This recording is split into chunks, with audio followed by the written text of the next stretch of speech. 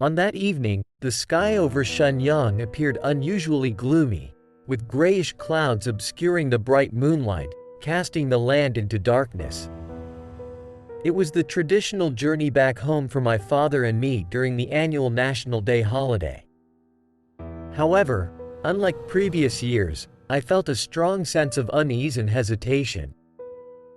I should have been looking forward to returning home to assist with the family's harvest, a tradition that had been passed down through generations and my responsibility. Yet, this year, an inexplicable feeling gripped me, making me reluctant to go back, as if an invisible hand was holding me back, preventing me from moving forward. This strange sensation churned within me, but I knew that if I didn't return, it meant my father and my younger brother at my aunt's house would not be able to come home, and I couldn't bear to let them face it alone. So, I reluctantly agreed to accompany them on the journey back. Our trip was scheduled quite late, and we set off in the late evening of September 30th. We first stopped at my aunt's house to drop off my younger brother. There, we enjoyed a warm dinner and engaged in some conversation. By the time we left my aunt's house, it was nearly 8:30 p.m., and we were on our way to our own home. By this time, the night had fully descended, and visibility on the road was diminishing. Rural roads were narrow, uneven, and pockmarked, so I had to drive carefully.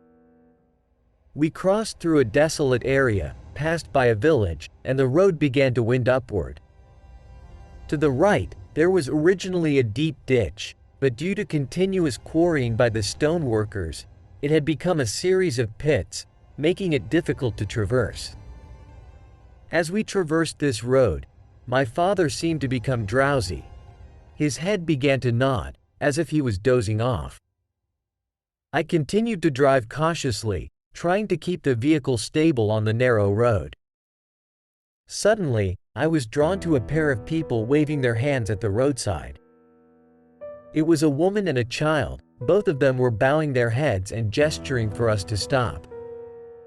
I pulled over, intending to check if they needed any help.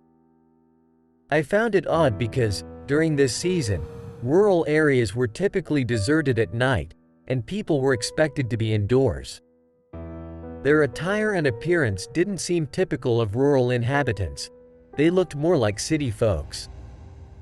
Nevertheless, they appeared to be in some kind of trouble, and I felt it was only right to extend a helping hand. The moment I stepped out of the car, my father suddenly awakened from his drowsy state. His expression turned anxious, and he urgently shouted, "Quick, drive. Don't stop. Go quickly." His voice was hoarse and filled with panic, as though driven by an overwhelming fear. I was completely bewildered by what was happening, but my father's behavior terrified me. Without thinking twice, I hurriedly returned to the driver's seat, stepped on the gas pedal, and sped away from that place. My father's gaze was fixed intensely on the rearview mirror. His breathing was fast and irregular, and he kept muttering, "Faster.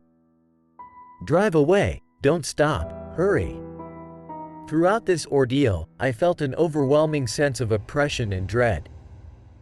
I couldn't comprehend why my father had suddenly become so panicked, but I knew that something was terribly amiss. We drove as fast as we could until we reached home. However, the strange experience from that night left me without any answers. My father never mentioned what had occurred, and I lacked the courage to ask him.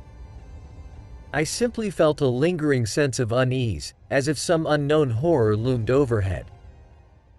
Several days later, my aunt called and delivered a spine-chilling piece of news. As I listened to her, cold sweat trickled down my spine, as though icy fingers were slowly crawling up my body. Finally, I understood the horrifying truth of that night.